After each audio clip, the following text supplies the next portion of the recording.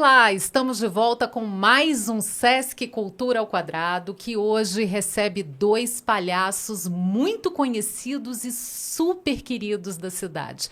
Os Irmãos Saúde, do Circo Artitude. Como é que é o nome de palhaço de vocês? Eu sou o Tchau Brau Brau. Eu sou o Raquaquá. E nós somos amigos, irmãos e palhaços. E fazem todo mundo rir. É verdade, a gente teve essa sorte, né? A gente pode dizer que no mundo como esse de hoje, principalmente, nós levamos talvez o antídoto contra toda essa dor, que é o sorriso, que tanto fisiologicamente é comprovado, né, que faz bem, porque ele desarma, ele destrava os nossos músculos, o nosso corpo. Ele também produz um monte de substâncias que transformam a nossa vida num lugar melhor. E é disso que a gente vive, né? Esse é o nosso alimento. A gente vive vendo os outros sorrir. Isso nos faz mais felizes também.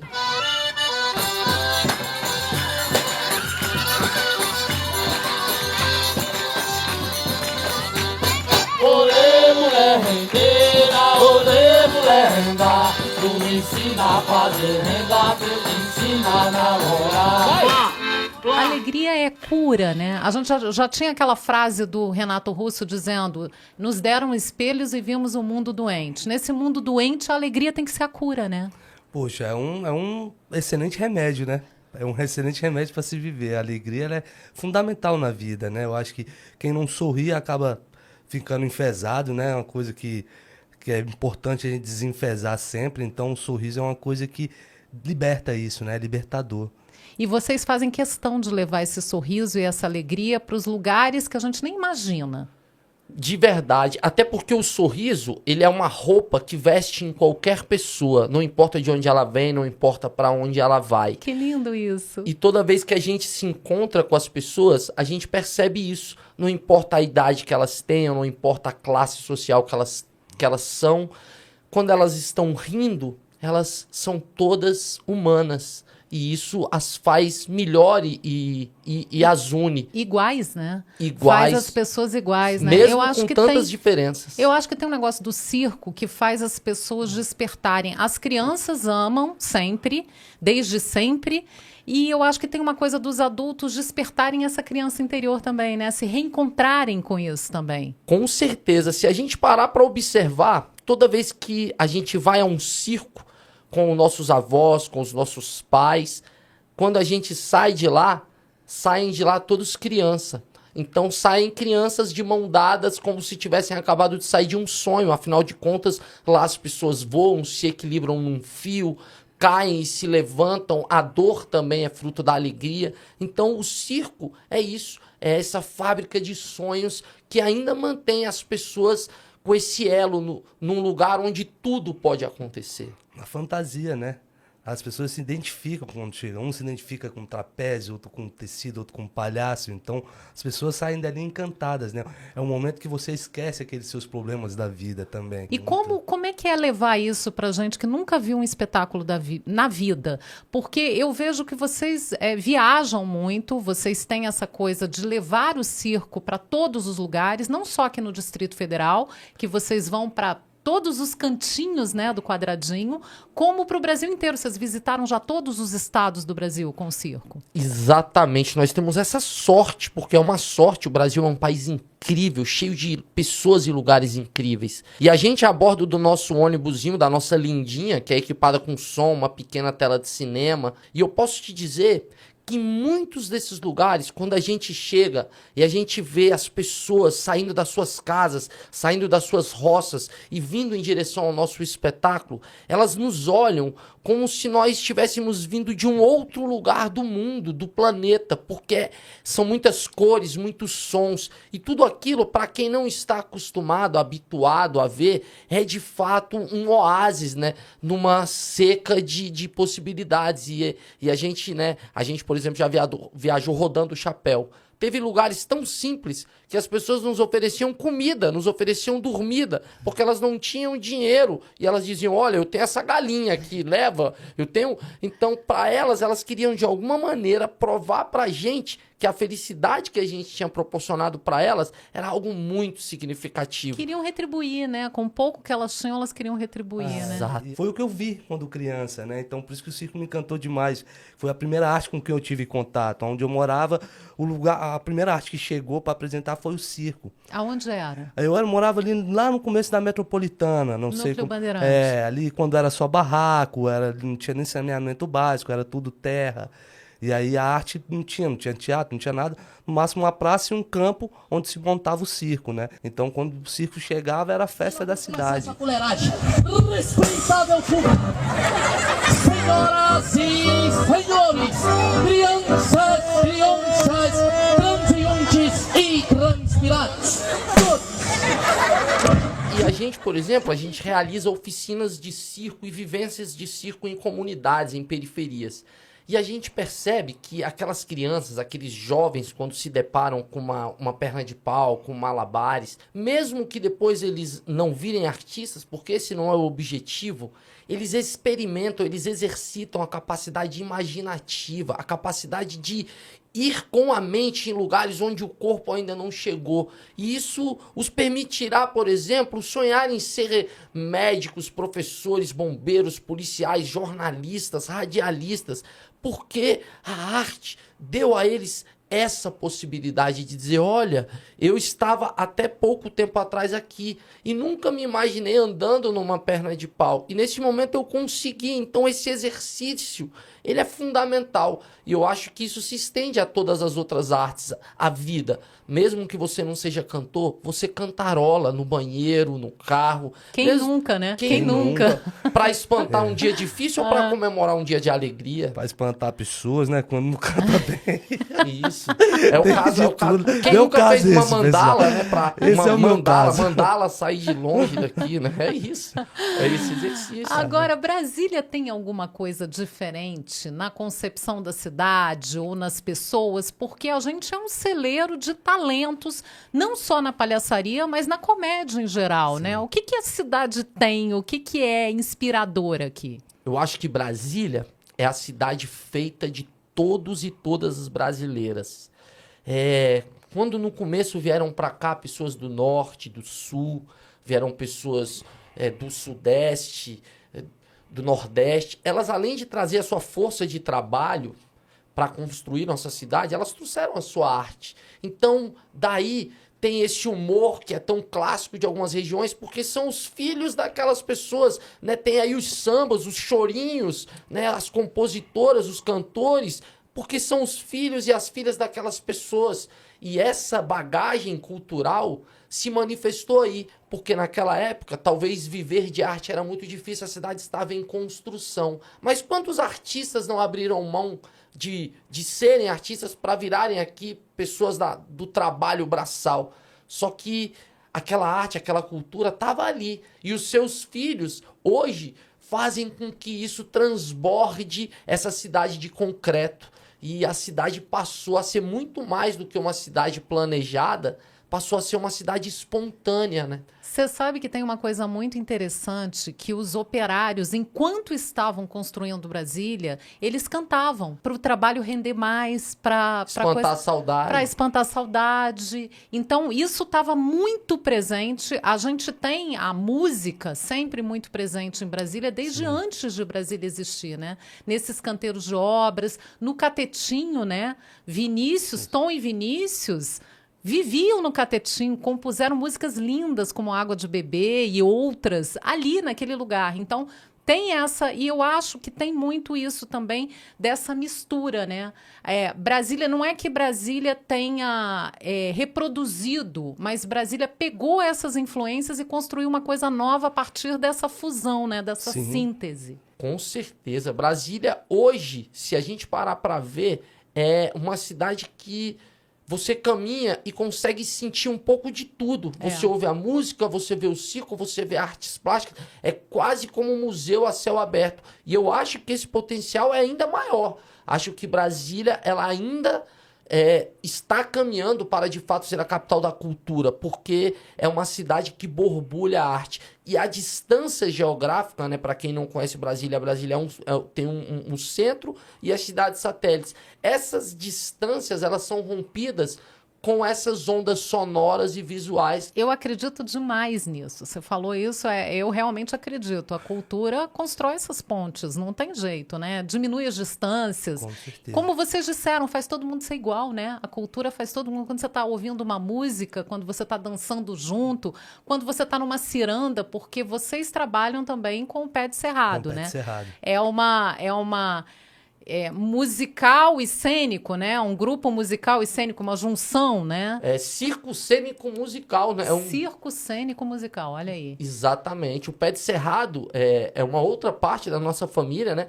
Tanto nós trabalhamos com o Pé de Cerrado, quanto o Ravi, que é o vocalista e sanfoneiro e compositor, Espiga de idealizador da banda, o Espiga de Milho, ele também trabalha Espiga com a de gente. Então, é uma troca que também é uma outra característica de Brasília, né? Brasília é incrível por isso. Por quê? Porque o mesmo músico toca em 1, 2, 3 bandas, ele toca numa banda de uma cidade, numa banda de outra. Transita, né? Transita. E isso também, de alguma maneira, influencia técnica e esteticamente a arte da nossa cidade. Porque quando você vai fazer arte num lugar com um tipo de artista, você leva um pouco daquilo que você tem e traz um pouco daquilo que você está vivendo.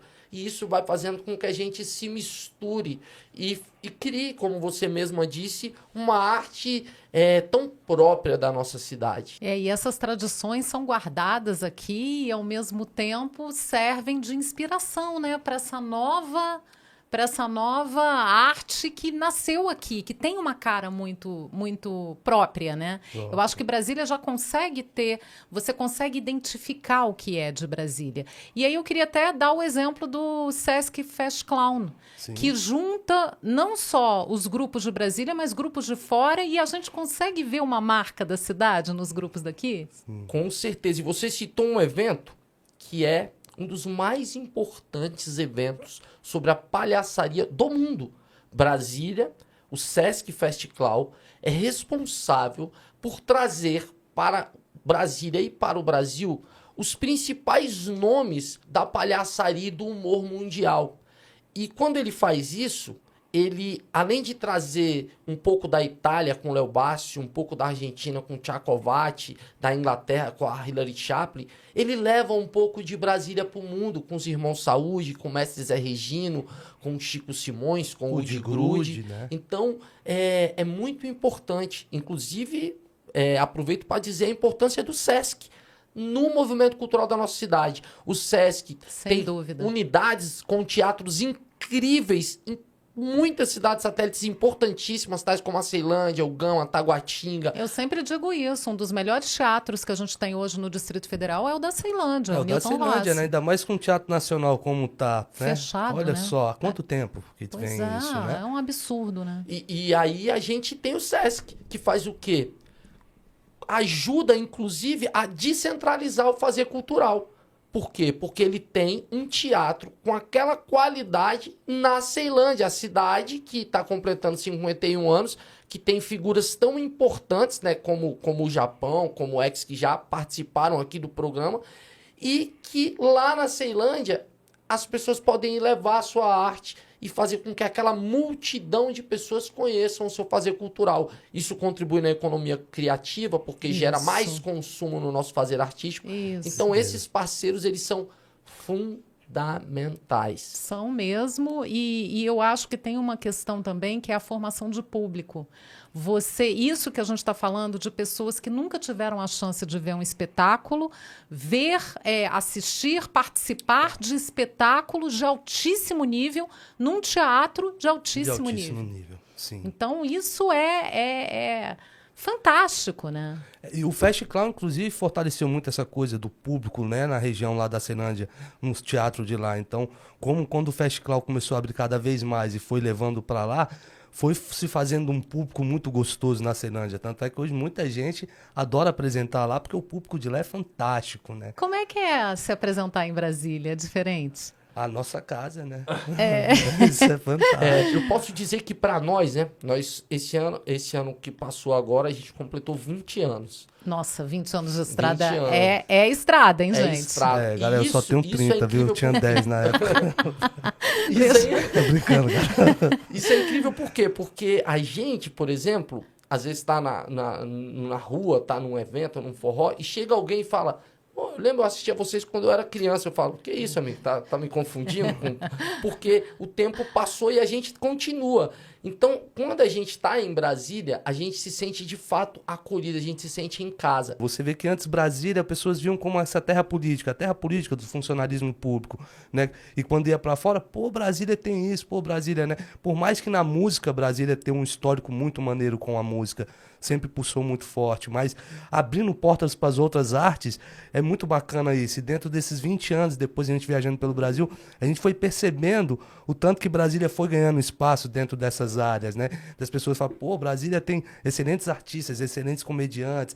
Então aí você fala, uau, estamos quebrando essas barreiras, essas coisas que as pessoas acham que o Brasil é só política, e que não é, né? E dá um maior orgulho, eu acho, porque o brasiliense, além de ser apaixonado pela cidade, se ressente muito com esse estigma que a cidade carrega. Sim. Então, quando a arte e a cultura conseguem quebrar isso e levar uma outra imagem, porque a gente não se resume ali àquele centrinho, a gente é muito maior, né? Isso talvez seja uma coisa que a gente ainda está caminhando. A gente tem que exercitar a construção de um circuito, de um caminho onde os artistas consigam sempre ir nessas cidades, tais como São Paulo, Rio de Janeiro, que a pessoa consegue criar um mercado cultural transitando ali entre as cidades menores, os interiores. E Brasília, ela ainda está caminhando aí. Mas eu acredito que a gente está caminhando bem e uma hora a gente vai ter esse consumo do nosso fazer cultural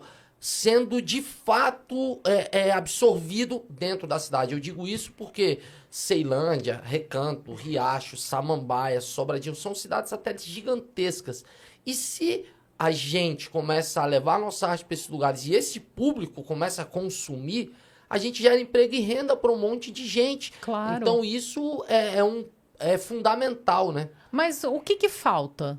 O que você acha que falta? O que vocês acham que falta para isso realmente se consolidar?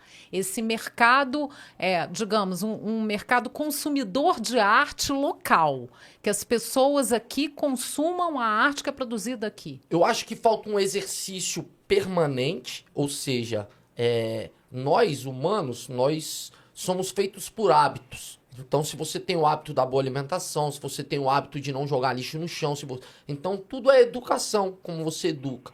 Se a gente tem um hábito permanente, ou seja, se as praças, os espaços da cidade recebem cotidianamente os artistas, aquele público aprende e exercita. E ele começa a fazer aquela prática de ir assistir. Vira uma tradição, né? Isso, e aí ele passa a consumir Assim como a arte. gente estava falando do Mandioca Frita, que se apresenta no Parque da Cidade há décadas, ali no Parquinho Ana Lídia, e as pessoas já meio que esperam o Mandioca Frita aos domingos ali, né, nos fins de semana, e foram gerações de brasilienses. Gerações e gerações. Eu fui uma delas, viu? Aí, grande mestre Mandioca, forte abraço. Eu também fui uma delas. Eu quero saber quem não, né, aqui de Brasília, quem não viu uma apresentação do Mandioca Frita. E olha que incrível.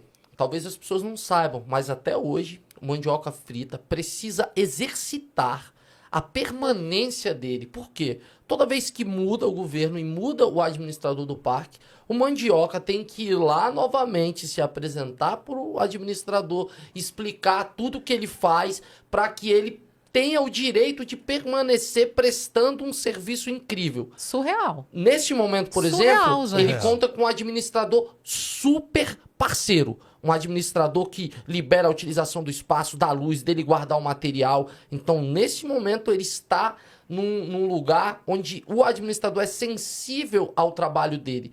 Mas eu dou até uma dica aí, hein? Se tiver uma pessoa, um deputado, qualquer pessoa que tenha essa sensibilidade, o Ana Lídia, o Parque da Cidade, é um lugar extremamente democrático. Lá vai Super. desde da pessoa do Lago Sul até a pessoa lá do Recanto das Emas, e elas lá brincam no mesmo brinquedo. Os filhos delas se encontram. Isso é E eles maravilhoso. não Isso está na perguntam. essência de Brasília, né? Que se perdeu com o tempo, mas a essência da cidade era para ser assim. E o Mandioca se apresenta lá gratuitamente, às vezes com apoio do poder público, às vezes não.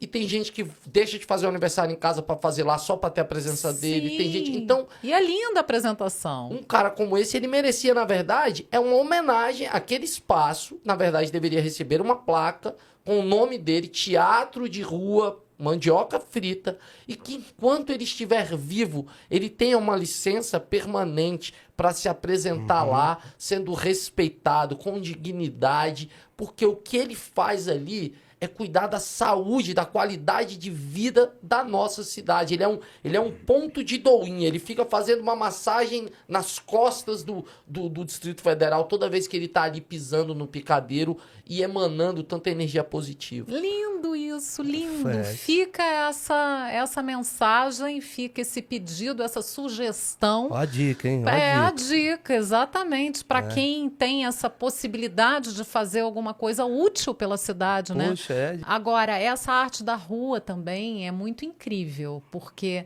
vocês artistas que estão acostumados, vocês têm a Lindinha, que é o ônibus, né? Que vocês estavam falando que viaja pelo Brasil inteiro levando o espetáculo. Mas em qualquer lugar que pare, esse artista de rua consegue fazer misérias, né? Com nada, né? Às vezes, assim, é incrível, porque você faz um espetáculo inteiro, às vezes, sem um cenário, usando só o que você tem ali à mão, né? E imaginar que num país como o Brasil, que não é diferente de Brasília, a gente não tem espaços físicos, né? Teatros, para que esses artistas e essa arte seja recebida. As praças, as feiras, os ginásios, as escolas se transformam numa grande opção. Então, o artista de rua, ele tem esse poder de, em qualquer situação, em qualquer condição, ele construir um espaço cênico e fazer daquele lugar o seu picadeiro, o seu palco.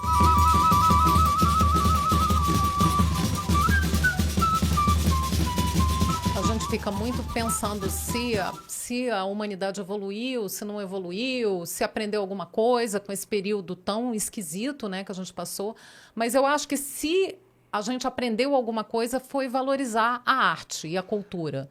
Porque a gente fica imaginando como é que teria sido esse período imenso de confinamento sem os filmes, sem as lives, sem os livros, sem a música. Nossa. Você já parou pra pensar, né? Às vezes as pessoas se perguntam, né? Mas para que servem de fato, né, os artistas, né? Para que servem os músicos? Para que servem os poetas? Para que servem os palhaços? Talvez eles sirvam para te lembrar que nem tudo que você precisa cabe no seu bolso ou numa embalagem. Talvez eles sirvam para te lembrar que muitas vezes, quando você observa o movimento da lua, quando você vê uma criança sorrindo, ou quando você se encanta ouvindo uma música, é ali que mora a humanidade. É nesse lugar da existência humana que a gente consegue romper e ser feliz até nos dias mais difíceis. Porque mesmo quem tem muito dinheiro, e talvez quem tenha muito dinheiro, tem muitos problemas. E aí se depara com um palhaço ali simples, com, às vezes, piadas inocentes, e ele te faz rir, e você fala, nossa, se eu precisasse pagar, talvez nem todo o dinheiro do mundo que eu tenho no bolso agora, daria para pagar o que ele me fez. E é isso, a gente Isso é precisa incrível, isso ver o mundo assim. isso é impagável, é incrível. Agora, você está falando dessa coisa da simplicidade, que às vezes a piada vem de uma coisa muito simples. A gente falou do Zé Regino. O Zé Regino fala muito isso, né? Que o palhaço tira a inspiração para fazer a sua graça das cenas cotidianas, do dia a dia. É dali que vem a inspiração. Para vocês também é assim? Poxa, com certeza, né? A humanidade, principalmente as crianças. Eu sou muito encantado nessas coisas, porque é a inocência, né? A pureza que é fantástica. A criança, ela tem a leveza, a coisa da briga da criança, você vê que uma criança com outra rapidinho se resolvem, o olhar dela. Então, acho fundamental o dia a dia, que as pessoas têm que perceber isso, né? Você no seu dia a dia, vendo que tem problemas que você pode superar muito mais fáceis, assim, do que você causar ele maior ainda. Então, esse olhar da humanidade é fundamental no estudo. E saber rir de si mesmo também, Com certeza. eu acho. Não, e você tá certíssima. Rir de si Principalmente. mesmo. Principalmente, né? Rir de si mesmo mesmo. talvez seja o início da felicidade, né? Porque você, a partir desse momento, você vai lidar com todas as suas frustrações, com os seus problemas, você vai conseguir perceber que as suas fragilidades talvez sejam a sua maior potência. Existem muitos tipos de palhaço, existem palhaços que fazem piadas políticas, palhaços que usam acidez, palhaços que usam piadas mais inocentes, mas de uma coisa eu tenho certeza: todos e todas as palhaças, quando fazem alguma piada, e nesse momento da humanidade, eles estão exercitando cada dia mais isso, eles fazem piadas que não servem mais para diminuir, para zombar, para oprimir quem já é oprimido. O tipo de humor mudou, né? A gente está exercitando essa nova forma de fazer rir, que é fazer com que as pessoas riam, mas que esse sorriso seja libertador, que seja um sorriso de agregar as pessoas e não separar. Até de acolhimento, né? Até uma questão, eu acho, de acolhimento. Que esse humor, quando ele é muito cruel, às vezes, até, com as pessoas, ele deixa de ter graça. E se for para sermos cruel nesse momento, que sejamos com os opressores e não com os oprimidos, né? Se for para brincarmos, que façamos como o bobo da corte, que a gente tenha coragem de zombar do rei, né? Que a gente faça do nosso riso uma armadura contra a opressão, para que, como meu irmão falou, que a gente guarde os segredos do riso num cofre de portas abertas. É conseguir construir armas que ao invés de ferir, curem. E esse é o caminho do riso, né? O riso é uma espada que não abre buracos, ela fecha buracos, né? Que lindo, gente, lindo. Eu acho que a gente deu uma receita da felicidade aqui nesse papo maravilhoso. E eu queria encerrar, eu queria fechar, deixando que vocês deixassem, para quem está nos vendo, nos ouvindo, um recado para o futuro. O que eu posso dizer é: nos dias de hoje e talvez nos dias de amanhã, não importa os problemas e como eles se apresentem para a gente precisa interromper o fluxo da violência. Que sejamos nós a interromper o fluxo da violência. Quem de nós está disposto a ser o perdedor, a ceder a um carro que passa na nossa frente e nos corta de forma brusca? Quem de nós está disposto a responder com um sorriso a alguém que nos trata mal? A estender a mão para quem muitas vezes está olhando de cara feia? Que sejamos nós, né? Que pouco a pouco, pequenos gestos de afeto e de generosidade comecem a mudar o fluxo do mundo e que cada dia mais as pessoas não precisem dormir trancadas nas suas casas, andar com seus vidros dos carros fechados, mas que elas possam, ao invés disso, abrir as portas e as janelas, receber os seus vizinhos para um café, que ao invés de brigarem no trânsito por algum motivo, elas andem mais devagar para que os outros também possam chegar aos seus destinos. Que seja isso, que a vida se torne um lugar melhor para todos nós, a partir de nós mesmos. E que toda vez que você sentir vontade de fazer alguma coisa, que seja de fazer alguém sorrir, que seja de fazer alguém feliz. Porque, no fundo, você também é um palhaço. Todos e todas somos palhaços. Só alguns têm a sorte de viver disso, como a gente. É isso, pessoal. Adorei. É lindo. O Charles Brown falou isso. Sonhem, abraçam mais, beijem mais, fale que amem mais as pessoas, né? Hoje as pessoas estão deixando de falar isso para as outras. Então, as diferenças, elas sempre vão existir, todos nós temos. Mas antes de qualquer diferença, abrace a pessoa, beije ela e pronto, aí depois eles conversem. vai ser bem melhor Com isso. certeza. Isso tá acima, né? Acima. Isso tá acima, isso transcende. E são pequenos detalhes que estão na nossa mão Sim. para mudar tudo. Com certeza. Acorde dançando, acorde cantando, continue sonhando até que o seu sonho um dia sonhe você. Maravilhoso. Muito obrigada por essa conversa tão inspiradora. E para você que está em casa, continue aproveitando essa alegria que ficou aqui no ar depois dessa conversa tão bacana. A gente volta com Sesc Cultura ao Quadrado na semana que vem com uma nova entrevista. Eu espero vocês.